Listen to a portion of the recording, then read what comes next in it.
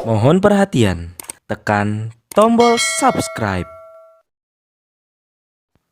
Terima kasih atas perhatiannya. Kampung Bayam, Kampung Bayam, Kampung Bayam. Hanya satu kata. Takbir, takbir, takbir.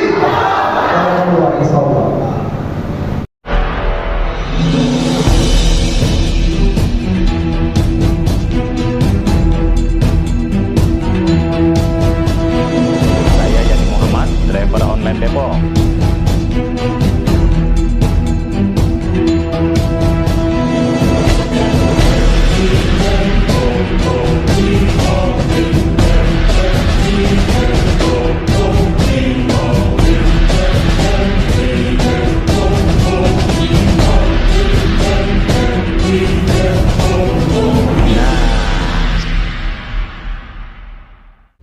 Assalamualaikum warahmatullahi wabarakatuh. Saya Yani Muhammad, driver online Depok. Sahabat Popole yang ada di langit dan di bumi.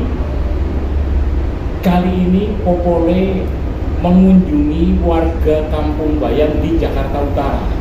Karena hari ini kabarnya mereka baru pulang dari proses pemeriksaan di Polres Jakarta Utara. Mereka didampingi oleh penasihat hukumnya yaitu Juju Purwantoro.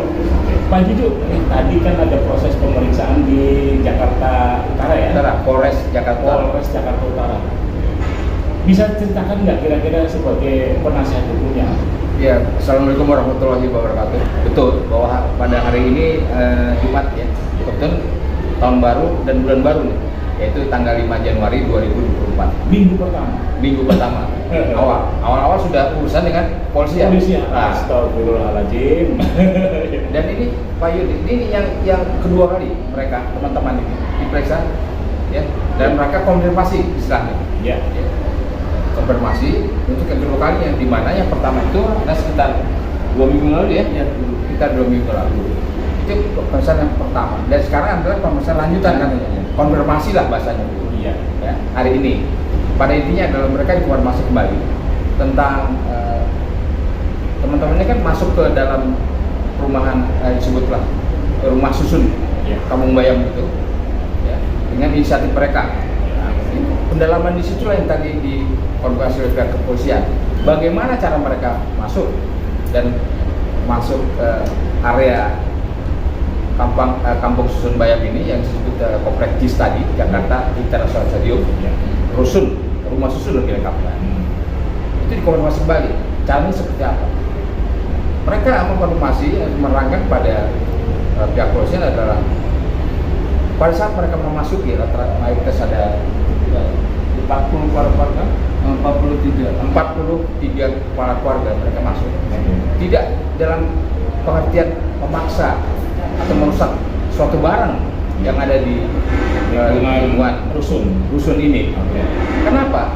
Karena memang mereka masuk, mereka sudah dalam keadaan tidak terkunci atau terbuka, sehingga mereka bebas saja masuk ke dalamnya Dan legal. Karena sudah ada list yang diberikan. Kenapa mereka masuk itu? Karena mereka ya tadi Bapak konfirmasi berdasarkan list yang ada sebetulnya dari bulan tahun lalu 2022 sekitar bulan Agustus ya. Agustusan. Berarti sudah hampir setahun. Begitu ya. Setahun lebih sudah 2022. Iya. Kan begitu Pak. Iya. Bukan main. Itu mereka sudah terima daftar list nama-nama termasuk nomor kamarnya. Yang memiliki hak untuk tempat tinggal di rusun. Itu artinya suatu bukti sebetulnya bahwa mereka punya hak untuk tadi Bapak bilang termasuk legal secara hukum. Hanya saja memang betul pihak Jakpro belum katakanlah mengkonfirmasi ya secara tegas begitu kapan mereka bisa mulai masuk dan menempati ruangannya setelah setahun lebih Pak. Tidak ada konfirmasi sama sekali dari pihak Jakarta Propertindo tadi. Baik, saya potong langsung. Kalau yang hasil dari pemeriksaan tadi kira-kira ada nggak kalau kita istilahkan ada nggak pressure atau penekanan terhadap warga sehingga mereka merasa seperti terintimidasi? dalam pemeriksaan? Saya pikir kalau pemeriksaan itu mereka cukup profesional, jadi pihak penyidik cukup profesional. Warga diberikan hak sebebas-bebasnya untuk mengutarakan apa yang terjadi, menginformasikan kepada pihak penyidik seluruh ya, bagaimana dan caranya bagaimana mereka masuk ke unit masing-masingnya. Ya. Jadi saya pikir itu normal saja itu. Hanya saja memang penekannya tadi Pak, lebih caranya mereka bisa masuk dalam. Oh gitu. Ada 4 orang Pak di periksa. 4 orang ya. Satu orang izin. Masih ada keluarga. Tapi secara hukum nggak masalah meskipun dia tidak diperiksa. Yang mana Pak? Yang izin tadi. Enggak, nanti kemungkinan kita bisa jadwal ditunda. Oh ditunda ya. Sebentar, satu yang penting, saya lupa, kita tinggal. Kami pada kesempatan itu, pada kesempatan konferensi tadi sempat ya entah cara tidak langsung ataupun langsung ngobrol-ngobrol sama kepala disebutnya kepala kanit atau kepala unit. Nah, begitu kepala unit di Polres Metro Jakarta Utara itu Bapak Wahyudi sebutlah begitu. Iya.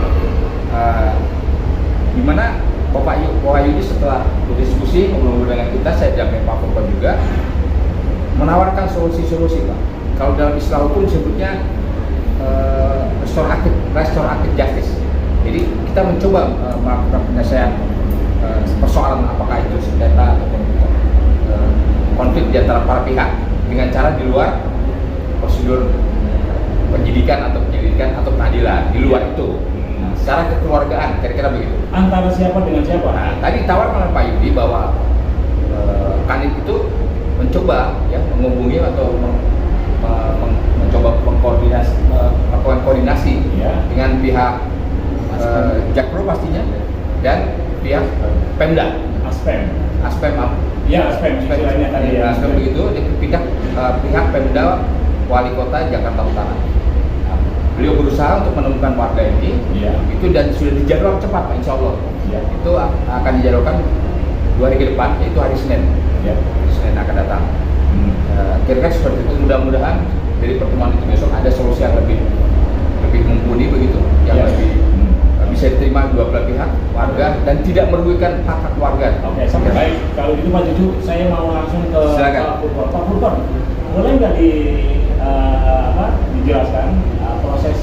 Ada berapa pertanyaan, terus bagaimana prosesnya, santai atau tidak? Gitu. Iya, tadi ada sekitar 15 ya, 15 pertanyaan. Yang pertama, saya kan bukan kehendak atas pemimpin, artinya saya ini memang kelompok benar sebagai ketua. Pertanyaan itu berdasarkan komando apa tidak gitu. Ya, saya jawab ini adalah memang hak bersama. Karena inilah harus bersama-sama menemui titik inti permasalahan. Seharusnya PT Jakarta Propertindo itu lebih terbuka seperti dulu zamannya Pak Anies Rashid Baswedan. Ketika hal yang yang akan merugikan warga, PT Jakarta Propertindo selalu mengadakan pertemuan. Tapi ini sudah mau setahun kita, dari tanggal 13 Maret aja kita di pelataran udah setengah tahun gitu. Tidak ada pertemuan, bahkan dari kuasa hukum, penamping hukum memberikan surat ke PJ Gubernur untuk audensi, kita tidak direspon. Terus kita memberikan surat juga pada Jakpro, pada Direktur Utama Jakpro untuk kita audensi, juga tidak direspon.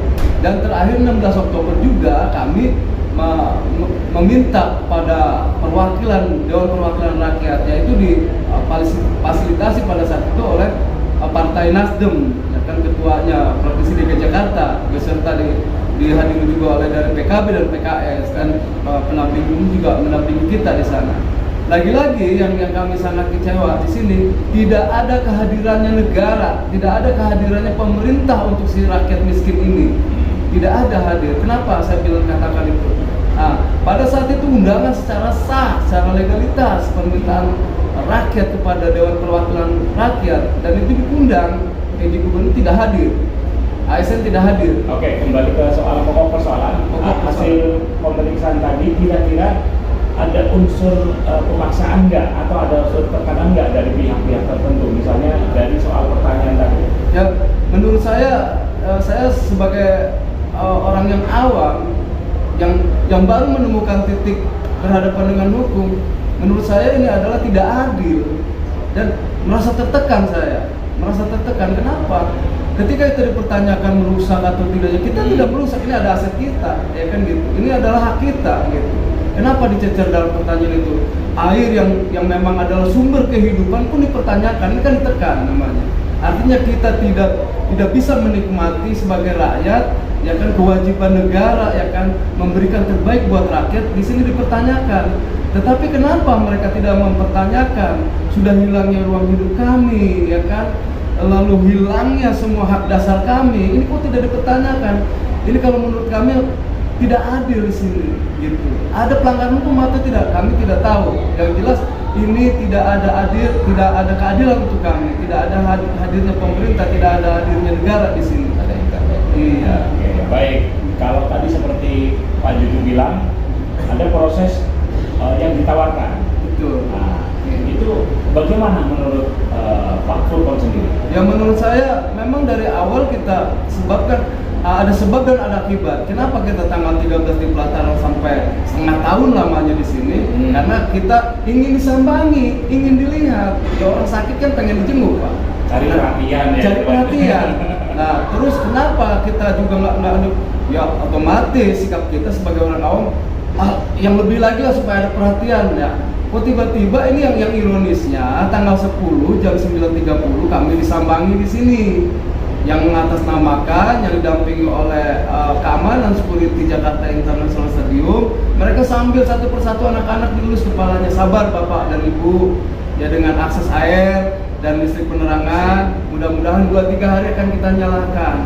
Kok tiba-tiba kenapa tanpa ada surat artinya peringatan, larangan, tiba-tiba tanggal 12 tim forensik ke sini ke kita gitu. Oh gitu. Terus tadi yang ditawarkan tadi katanya suruh meninggalkan rusun terus kemudian kembali ke hutan. Itu boleh nggak diceritakan soal tawaran dari pihak kepolisian atau dari mana? Ya, kalau dari pihak kepolisian memang adalah tugasnya untuk melindungi masyarakat.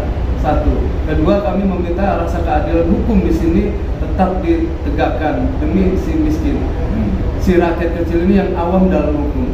Kami sah-sah saja untuk itu, namun ini adalah bukan hajat hidup lagi, ini adalah ruang hidup. Ayolah, kalau memang itu kan dari awal kita gerak tanggal 13 Maret itu. Bukan, maksud saya tadi kan Pak Fulkon bilang bahwa ada penawaran suruh kembali ke Huntara, hunian sementara. Itu boleh nggak ceritakan sedikit aja? Kenapa kok bisa ditawarkan untuk itu, nanti akan kembali lagi ke rumah susun? Boleh nggak diceritakan? Ya, katanya sih dilontarkan ke kita bahwasannya kampung susun ini belum layak ditempati. Kenapa? Sehingga legalitas untuk menerima kuota itu belum layak. Masih ada masalah teknis. Iya, ini kami ada masalah teknis katanya. Kami bingung kenapa nggak ada ketransparanan kalau hal itu terjadi. Kenapa pada tanggal 28 mereka menggiring kami rapat untuk membuat peraturan yang harus ditandatangani, tawar-menawar Jaipro yang 750.000, terus kami akan sepakati dan ditandatangani tanggal 1 Januari 2023. Kok ini terputus mata rantainya? Biaya sewa itu. Iya, sewa itu. Oke, saya juga pengen dengar nih dari Pak Sudir. Ya, Pak Sudir. Boleh nggak diceritakan soal tadi waktu diperiksa, nyaman apa enggak? Kalau untuk dibilang nyaman, ya nggak ada di bagi polisi itu nyaman, Pak. Iya. Nggak ada. Cuma tetap semacam setahu saya intimidasi tetap karena setengah ada pemaksaan. Contoh, apakah air sudah dipergunakan dan ini sudah diketahui sama Jaipro dan sudah dilarang, apa mau dilanjutkan? Dipertanyakan begitu. Berarti kan suatu penekanan. Saya bilang karena memang ini air untuk hidup kami di sini, ada satu-satunya air di sini, ya tetap kami pergunakan. Saya jawab begitu. terus yang listrik? Kalau yang listrik juga dari pihak penyidik ini mereka juga paham. Oh ya, udah tahu pakai listrik ini tidak mencuri. Listrik ini menggunakan genset, tidak ada yang ilegal. Oh, jadi yang dipersoalkan air ya? Air. Oke, pemirsa, ini kita sudah tidak punya tanah air, tanah sudah dijual. Betul nggak? Air sekarang sudah dibatasin. Masya Allah. Kita dengar satu lagi nih pada yang Mas apa Mas? Mas Komar. Pengalamannya tadi waktu diperiksa bagaimana Pak? Mas Komar. Ya, alhamdulillah pertama sudah PK dulu. Lalu pertama saya dipanggil polisi. Mau lagi dipanggil? Mau. Ini yang terakhir. Oh ini yang terakhir. Terus kira-kira tadi apa pengalamannya, pertanyaannya agak sulit dijawab atau bagaimana? Saya kemudian pertanyaan sama air sama listrik. Begitu ya. Oke. Kita kembali kepada Pak Juju sebagai penasihat hukum. Kalau kita mendengar tadi dari Pak Burkon, Pak Sudir, Pak Komar, dari benang merah hukumnya kira-kira memang ada nggak korelasinya antara yang hunian di sini dengan yang ditawarkan tadi untuk kembali ke hutan? Hunian sementara itu. Iya, hunian sementara. Iya, jadi memang itu penawaran itu tidak dalam pengertian formal, gitu ya. Iya. Karena itu suatu pilihan, artinya mengarah kepada suatu perundingan dari pihak kepolisian, ya. Para unitnya malah ya, kepada instansi pemerintah dalam hal ini Pemda katanya wakil sementara dari pihak Wali Kota Jakarta Utara, Iya. yang tentu akan linknya juga ke Pemda DKI pastinya, dan pastinya dengan pihak Jakpro juga, Jakarta Propertindo itu, seperti itu Pak. Jadi ini sifatnya baru alternatif